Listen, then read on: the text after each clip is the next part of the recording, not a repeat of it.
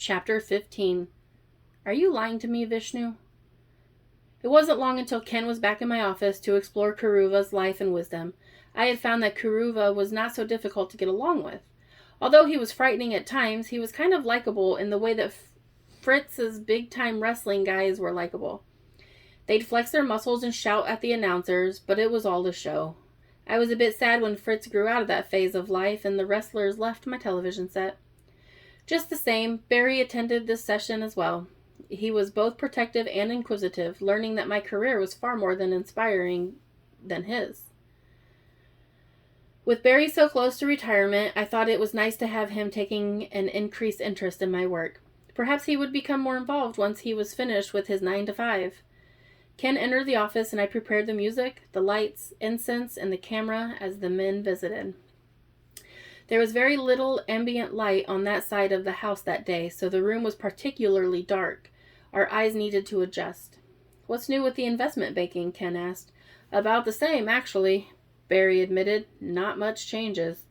Well, oil prices stay high after crude oil went to the open market, Ken said. It shows to go ya that the stock market is not tied down to supply and demand. Well, that's true enough, Barry said. It's a game with high stakes. People lose millions one day and earn it all back the next. It's hard to pin down a client's net value. In fact, they often ask me how much they're worth. It's a funny question. It is, Ken agreed. How much is this or that worth? It's all relative. How much am I worth? Is that relative too? Right, Barry said with a smile. I just wish Prime hadn't stayed so low after the 2003 shock and awe fiasco. A man can't put money on a CD or an IRA and expect any in return. And forget about the savings account. You may as well put it under your mattress. That's true, Barry said. Our clients aren't affected by it as much at all. They're glad for a low prime when they're ready to sell the property, though.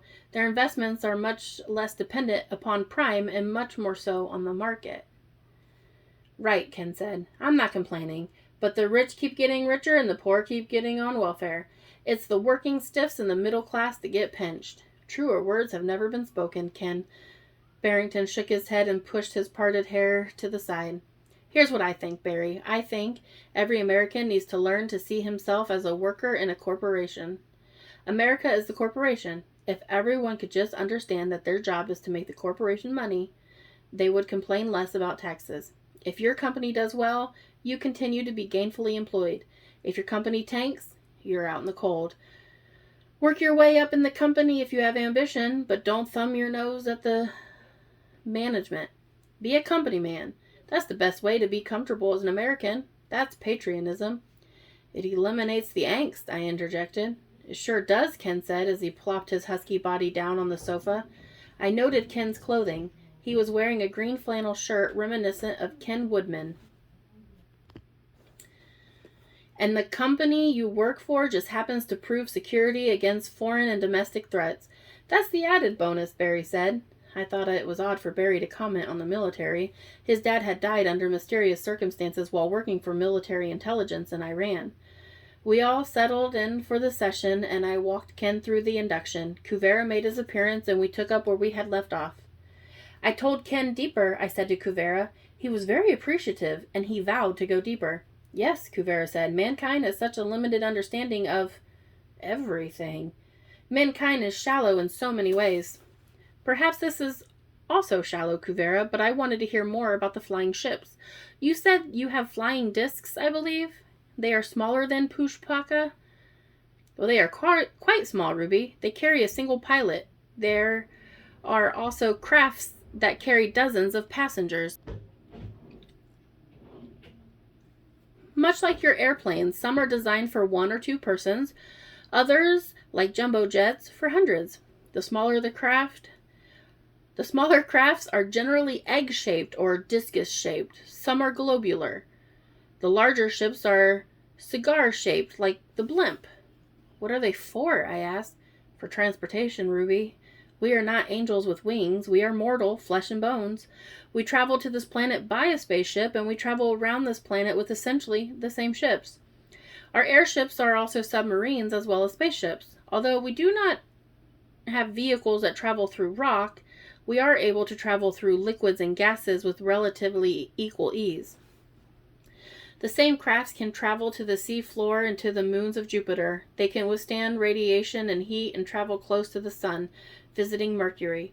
Our ships are incredible marvels of workmanship. If your city is underground in the Himalayas, where do you go? Who do you visit? Personally, Ruby, I like to stay home. I have gathered the world's riches and built a city to my specifications, but my people, like my sons and daughters, like to visit points across the globe. They like to see the oceans and the desert sands. They like to fly into storms. They are infatuated with natural disasters and can be seen frequenting sites such as catastrophes. And then there's the monitoring, Kuvera added. Monitoring, I asked. We monitor the humans and their damned experimentation with nuclear physics. We attend and record atom bomb detonations. We frequently scan nuclear reactors looking for weaknesses and potential failure. It saddens us that the Daiichi and Chernobyl had happened. I don't know if I'm saying that right. Humans are like children in evolutionary continuum. We don't think it's wise for children to play with bombs. Well, I agreed, I said emphatically. But this, of course, may speed the world towards desertification. Perhaps as I hold out hope for, the Pleiadians come out of hiding and take control of the planet. Perhaps Bhairava will spill blood once again. Perhaps this time I will participate in the massacre. I'm so sorry. Perhaps I will drink the blood of fallen humans. I have a thirst, much like Bhairava's, that needs quenching. What can we do to avoid this imminent destruction and desertification, Kuvara? The truth? Only the truth, Kuvara. I always require only the truth, I said, feeling the power of being the hypnotist. It was easy to forget Ken was under the hypnosis when Kuvara was speaking. It was unlike other regressions. This moment of assertion reminded me that I was in control. Fire, Kuvara said. Fire was the worst thing that ever happened to mankind. How can you make that claim? You said you were given the basic elements and we could do wonderful things with them. Sure, except you can't handle the responsibility. With great power always comes great responsibility, Ruby. If mankind had never harnessed fire, he would have continued to live in the tropics where fire is not needed for cooking or for protection from the cold. He would not have overpopulated the earth. He would not have created such great havoc as seen in mankind's war. Ken's face grimaced like a disgruntled schoolteacher. The light bulb, the eternal combustion engine, and everything else mankind has invented started with fire. Had you only made boats and wheels, you would have been content with those methods of locomotion. As it is, you have scientists from the 20th century trying to levitate spacecrafts above the Earth with successive explosions of small atom bombs. The desire to burn is madness. Fire consumes, Ruby. Since man learned to harness fire, he has become steadily more and more a consumer. He burns his trash. Without fire, mankind wouldn't have created trash to need burning. Don't you see? Fire was the root of devastation. Devastation is the nature of fire. Now, fire is the nature of man. But great things have come from it. Warmth in the evenings, cooked meat and eggs. Ambulances operate on internal combustion engines, I retorted. You wouldn't need ambulances, Kuvera said. You wouldn't need hospitals either. You would live like animals, subsiding, surviving, enjoying life regardless of its length.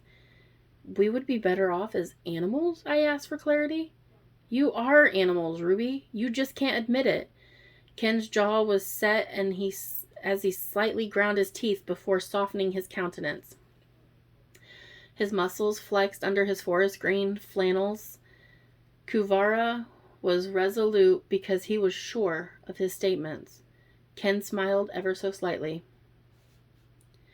I read books and perform mathematical equations. I maintain a home and I live in a nation, a superpower in the world. I am above the animals, I claim. And you were created on the 6th day and given dominion over the animals, of course, Ken's mouth was saying in a sarcastic tone. But you are a little lower than the angels, are you not? Not quite divined. Not quite, Kuvara paused. Since you Americans like your Mesopotamian gods so much, let me enlighten you. Genesis chapter 1, verse 20 refers to the fish of the sea by the same Hebrew name as man and woman in chapter 2, verse 7. Both are living creatures. The only difference is that man was created in our image. In our image, Ruby. The image of the Pleiadians. I reached into my curly auburn hair, scratching lightly at my scalp. What point are you trying to make, Kuvara? I asked, surprised at my defensive tone. The point, Ruby Chambers, is that mankind is a species of animal. It's no different from the amoeba. The distinctions are in your own mind. You harness fire that has been your downfall. The cost has outweighed the benefit. I'm not so sure that I agree with you, I boldly said. I would expect no less, Ruby. Humans are short-sighted and shallow. I ended the session soon after this point was made. Kuvara was pleased with himself, feeling that he had enlightened me. I simply felt patronized. I needed time to decide how I felt about his message. It was the delivery I was sure that I despised. Ken asked if I had said anything helpful, or if he had said anything helpful. Boy, did you, Barry replied. I had almost forgotten that Barry was in the room. He was sitting quietly, not moving during the entire session. I learned a lot, Ken, Barry said. I had to trust him not to spill the beans. Barry looked at me. I don't dare say too much, so I'll just let Ruby do the talking. You were wonderful, Ken, I said. As usual, your past life personality doled out plenty of food for thought. You're a virtual cornucopia of philosophy. Well, I never saw myself that way before, Ken said with a light chuckle. Shall we schedule another date? I'm free for a while. The university is working at the Nepal site now. When they begin to wrap up, I'll need to go back and decide on my next course of action. Next week, then, I said. Same bat time, same bat channel.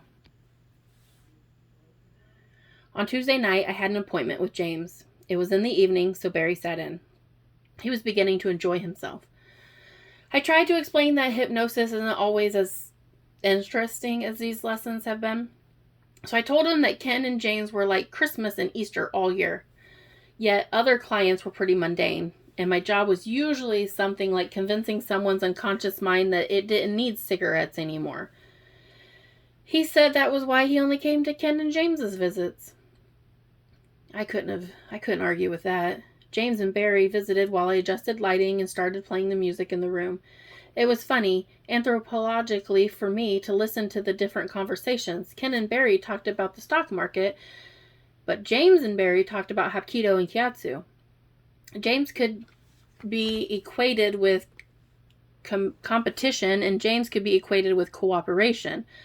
Are you ready to return to your past life regression, James? I asked, trying to be sensitive, but hoping that he was ready to channel Vishnu again. Yes, I suppose I already have plenty to think about where Bethany is concerned, James said. But listen, I didn't tell you yet. My nightmares have subsided. My dreams of Bethany are more hopeful now. Sometimes she's floating suspended in water, and other times she's at peace. She isn't desperate for my help, and I'm not frantic in my attempts to reach her. There's a calm to the dream now that wasn't there before. Oh, I'm so glad for that, James. Sometimes it takes the opportunity for your mind to process things. Your session must have allowed you to work through some of those hidden desires and fears. Right. I think I was convinced she was speaking to me. I hear the words often in the stillness of the night. I will always love you, James. It's helpful. I'm hopeful. I'm not crazy or anything. James paused and crossed his eyes in comedic relief. I don't think she's going to materialize and lead me down a corridor of lights to the afterlife. I just think there will be a time when maybe, well beyond this existence, that we'll be together again. I'm very glad of your peace of mind, James, I said. Now, let's prepare you for the regression. James was peacefully resting on the love seat. He was dressed in his dubak pants and a hooded sweatshirt. He looked younger than the last time we met.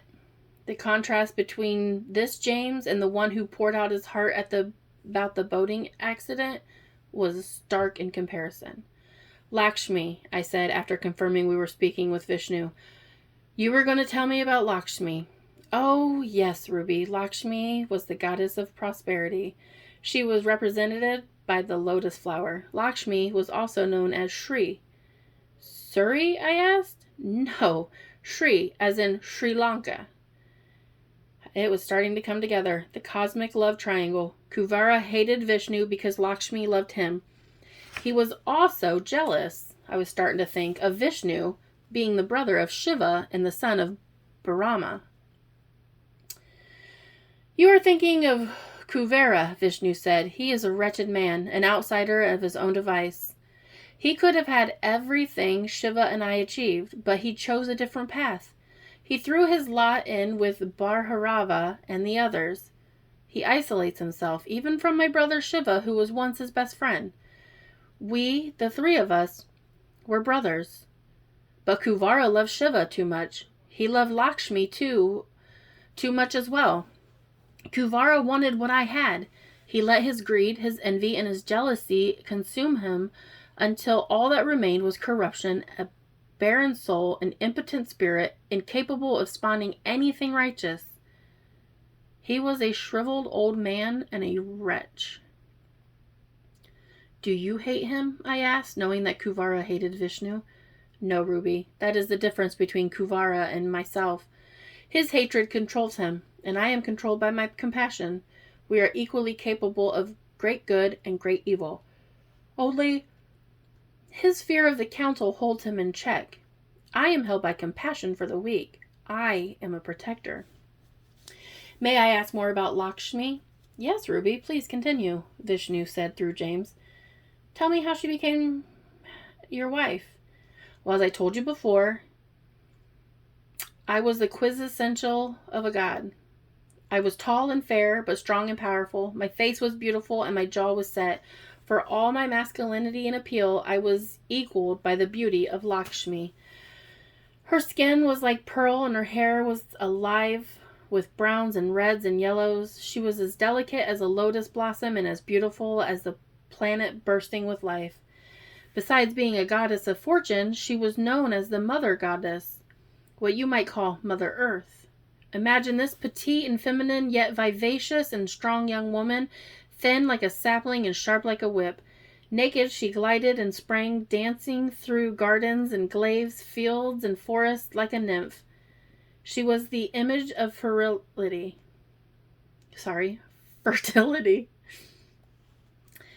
The picture of life itself.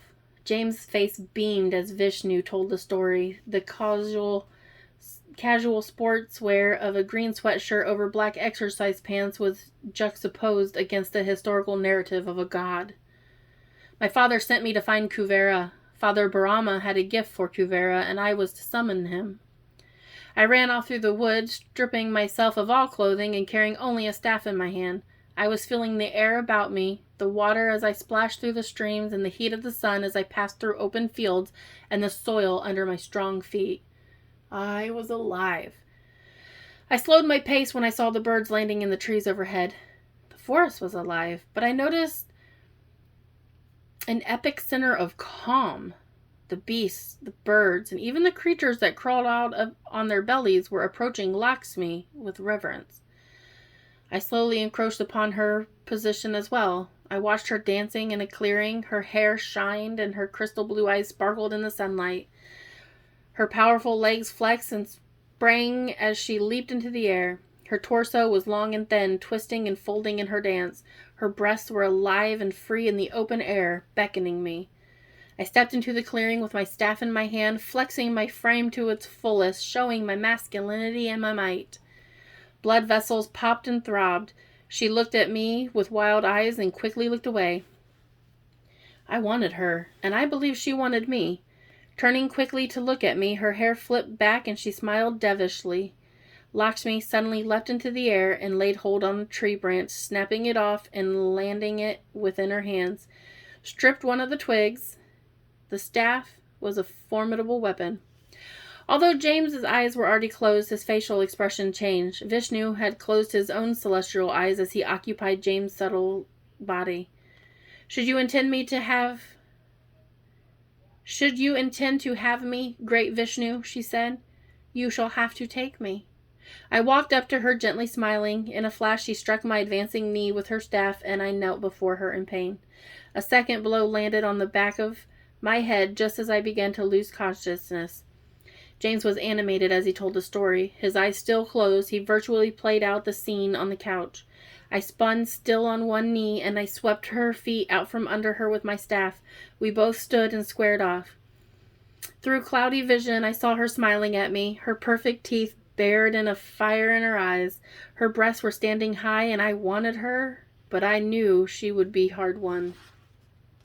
I swung right and then left, but she blocked both attacks and countered with a kick that knocked me back. It was the kick that gave me the idea. I allowed her to attack with the staff, and I passively blocked, permitting her to come closer with every strike. Finally, she kicked again, and I angled my torso to deflect her kick, and she regained her balance by crashing into me. Flesh to flesh, chest to chest. I placed my staff behind her back, holding her to my body, crushing her with force of the rod across her spine. She struggled, but she was pinned there, unable to strike, unable to move. The pain was great, and it was a deterrent as well. She looked up at me, and I'll never forget the look in her eyes. She was alive, bursting with potential energy. She wanted to explode, and so did I. Her crystal blue eyes locked on my soul, and she said, "I'm yours." James was perfectly still on the sofa. His lips curled into a subtle smile, and he sighed. We made love on the spot. Time stood still. There had never been a holier moment in history. Our bodies spasmed and fell limp. We lied atop one another for a spell, basking in the love that we felt and the love that we had made. I had heard something rustling in the nearby underbrush, and I couldn't be bothered to check it out. I assumed it would be a woodland creature. I stroked Lakshmi as the sun warmed our exhausted bodies. James visited into the love seat for a moment. When I finally returned to my father, Lakshmi was on my arm. My father, Brahma, asked, "Where have you been?" "In the forest," I answered honestly. "And did you find your brother Kuvara?" my father demanded, unhappy at my failure to accomplish the task. "I was unable to locate Kuvara, father," I said. "Instead, I found my wife, Lakshmi." I beamed. My father was unable to maintain his anger at my incomplete task. "Lakshmi, my girl," my father said, "you have chosen well. My son Vishnu is the greatest of men, a god to the humans and a blessing to his mother and me. Welcome to the family, my daughter." "To me," he said, "she is the most beautiful of women, Vishnu, and you deserve her. But never take her for granted. She is full of life, and you must never take that from her. Never cause her pain, my son." "This I promise, my father," I said to Brahma.